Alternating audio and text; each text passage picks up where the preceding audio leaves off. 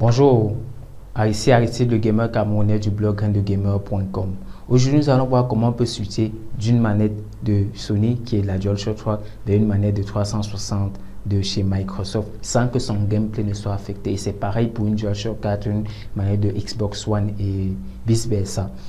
Et ce problème est récurrent parce que ça, c'est pour les gamers, peut-être on ne le souligne pas, mais c'est un très grand impact au niveau du gameplay. Mais avant de commencer, vous êtes libre de recevoir mes 2 conseils, mes 2 secrets et mes 10 conseils pour pouvoir améliorer votre santé et votre bien-être tout en vous amusant grâce aux jeux vidéo. Comment donc ça se fait? Comment est-ce qu'on peut faire pour switcher d'une manette à une autre sans que cela n'affecte le gameplay?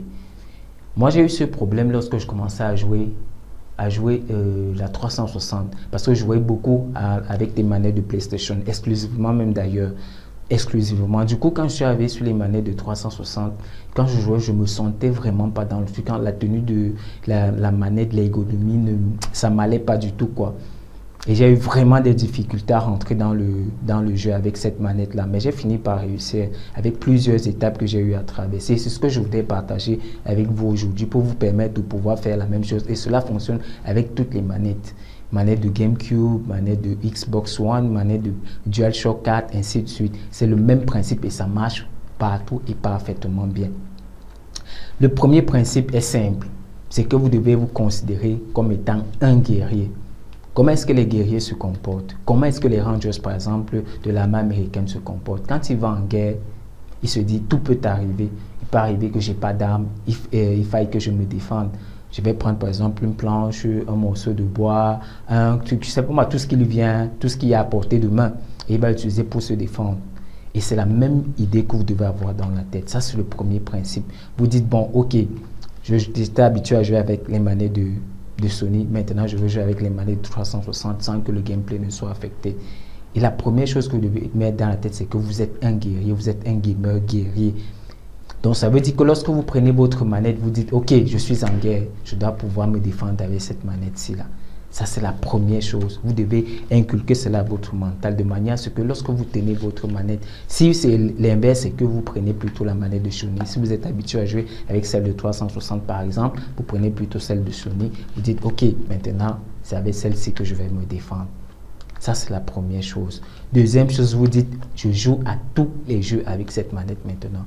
Même vos jeux favoris, que ce soit les challenges, que ce soit vos duels, que ce soit n'importe quoi, vous jouez avec cela. Au début, ça va pas être très difficile, ça, je dois vous avouer. Vous allez, si vous êtes un joueur de foot ou bien un joueur de combat, de jeu de combat, vous allez perdre énormément de matchs parce que l'ergonomie ne va pas correspondre à votre façon de jouer.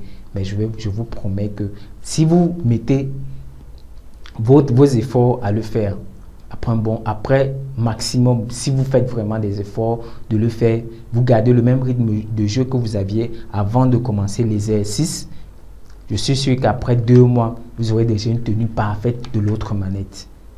Et c'est la même chose que j'ai eu à faire. Et aujourd'hui, je peux jouer avec l'une comme l'autre sans avoir de problème.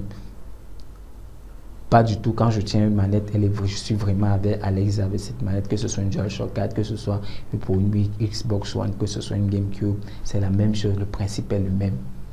Ça ne dépend pas du poids, ça ne dépend pas de l'ergonomie, tout fonctionne pareillement. Donc c'est ce que je voulais partager avec vous aujourd'hui. Essayez et dites-moi dans les commentaires ce qui vous arrive, si vous avez des problèmes, si vous avez des difficultés, dites-moi dans les commentaires juste en dessous. Mais si c'est que vous avez aimé cette vidéo et que vous pensez que vous avez des amis qui peuvent recevoir cette vidéo et qui peuvent les aider à pouvoir améliorer leur gameplay avec d'autres manettes ou bien d'autres consoles de jeu, parce que c'est une limitation, s'il y a des gens qui peuvent jouer d'autres consoles de jeu juste parce que le gameplay avec la manette ne leur convient pas du tout. Donc je vous prie de cliquer sur le bouton s'abonner pour pouvoir recevoir les vidéos et de cliquer sur le bouton partager pour pouvoir partager à vos amis. Ok, on reste à contact jusqu'à nos prochaines communications. Ciao, bye bye.